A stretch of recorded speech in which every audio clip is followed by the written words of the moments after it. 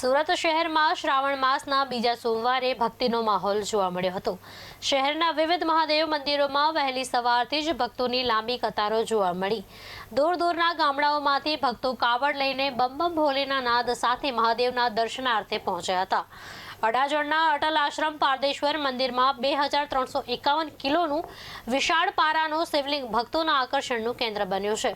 કહેવાય છે કે પારો પ્રવાહી હોવાથી તેને શિવલિંગના આકારમાં પ્રસ્થાપિત કરવું અત્યંત મુશ્કેલ છે। મહંત બટુકગીરી બાપુ અને ભક્તોએ 2 વર્ષની મહેનત બાદ આ પારાનો શિવલિંગ પ્રસ્થાપિત કર્યું હતું। શ્રાવણના બીજા સોમવારે ભક્તોએ શિવાલયોમાં મહાઅભિષેક કરી ભગવાન શિવની આરાધના કરી હતી।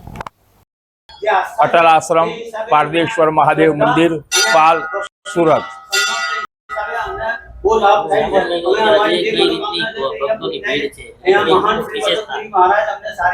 पवित्र श्रावण मास में आज बीजो सोमवार है अने आ मंदिर नी अंदर हजारों भक्तों सवारे 4 वाग्याथी दर्शन करवा माटे आवे छे।